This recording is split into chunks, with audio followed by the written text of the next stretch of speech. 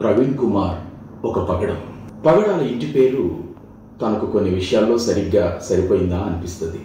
ఒకటి, పగడం నిర్మాణం. సముద్రంలో ఒక రకమైన జంతువులు విసర్జించే ఆ జిగురు ద్రవాలు పాలిప్స్, అవి సముద్రపు నీటిలోని కాల్షియం కార్బోనేట్తో కలిసి ఒక గట్టి రాయిలాగా మారుతుంది. దాన్ని పగడం అని పిలుస్తాం. పగడం నిర్మాణానికి మూలం సముద్రంలోని జీవం గల జంతువులు. అందుకే పగడాన్ని ధరించుకునే వాళ్ళు ఆ సముద్ర సజీవ ప్రాణులకు కృతజ్ఞతలు తెలుపుకోవాలి.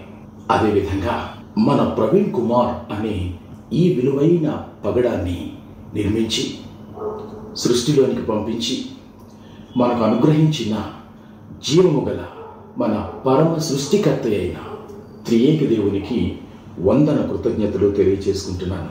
2, పగడం పటుత్వం, దాని దృఢత్వం. పగడం సముద్ర ప్రాణి నోటిలోని చర్మం మీద జిగురు వంటి ద్రవం. కానీ అది సముద్రంలోని కాల్షియం కార్బోనేట్తో కలిసినప్పుడు మాత్రమే దృఢంగా గట్టిగా రాయిలా మారుతుంది, ఆభరణంగా అమరుతుంది. మన ప్రవీణ్ కుమార్ అనే ఈ పగడం కూడా సర్వశక్తిమంతుడైన దేవుడిని తెలుసుకున్న తర్వాత ఆయన చేతిలో ఒక బలమైన దృఢమైన సాధనంగా మారిపోయాడు. 3, పగడం వైవిధ్య రంగుల్లో దొరుకుతుంది. పగడం ఎరుపు, గులాబీ, నీలం, నలుపు ఇలా రంగురంగుల్లో దొరుకుతుంది. మన ప్రవీణ్ కుమార్ అనే ఈ పగడంలో కూడా ఎన్నెన్నో సుగుణాలు. ఈ పగడం మంచి శ్రామికుడు, కష్టించి పనిచేసే తత్వం కలవాడు. ఈ పగడం మంచి పారిశ్రామికుడు, కొన్ని కంపెనీలను స్వయంగా తానే స్థాపించి అనేక మందికి ఉపాధి కల్పించిన పారిశ్రామికవేత్త. ఈ పగడం విద్యావేత్త, MBA తదితర అవసరానుకూల ఉన్నత చదువులు చదివినవాడు.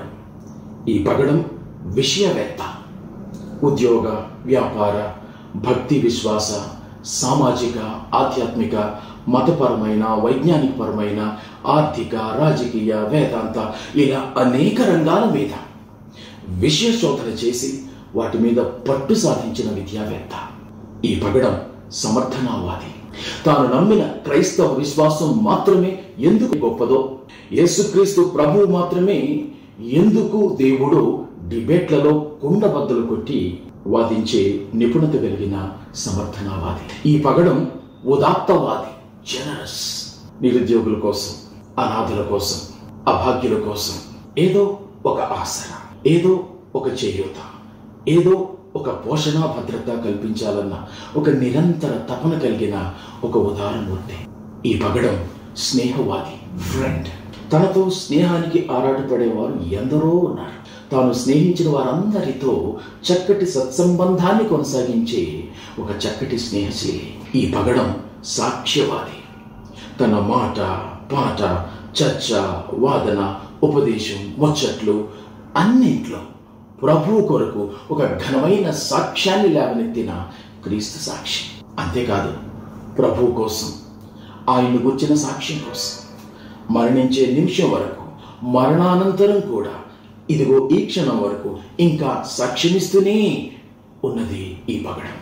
సోదరులు, ప్రవీణ్ కుమార్ పగడాల గారి మరణం ప్రమాదమా, హత్య, ఆ విషయాన్ని అలా ఉంచితే ఆయన తన విశ్వాసం కోసం రోజూ శ్రమ, రోజూ దూషణలు, రోజూ మరణకరమైన బెదిరింపులు పొందుతూ ఆ సువార్త ప్రయాణంలోని ఘోర దుర్మరణం పొంది సగటు క్రైస్తవుని భావనలో హతసాక్షిగానే ముద్రపడిపోయిన పగడం ఈ ప్రవీణ్ కుమార్.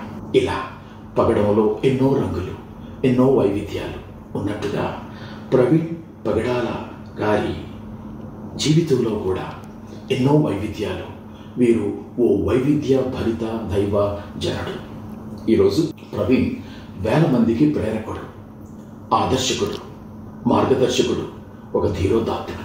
సమకాలీన క్రైస్తవ సమాజంలో తనదైన ముద్ర వేసి ప్రభువు పిలుపు అందుకొని క్రీస్తు ప్రభుని సన్నిధిలో సేదతీరి విశ్రమిస్తున్న నా ప్రియ సోదరుణ్ణి జ్ఞాపకం చేసుకుంటూ తాను విడిచిన తన కుటుంబానికి, ముఖ్యంగా తన బిడ్డలకు, బంధువులకు క్రీస్తు యేసు ప్రభుని శాంతి, సమాధానం, ఆదరణ, భద్రత, నిరీక్షణలు ఇవన్నీ కలగాలని కోరి ప్రార్థిస్తూ వేదనాభరిత మనస్సుతో మృత్యుంజయ.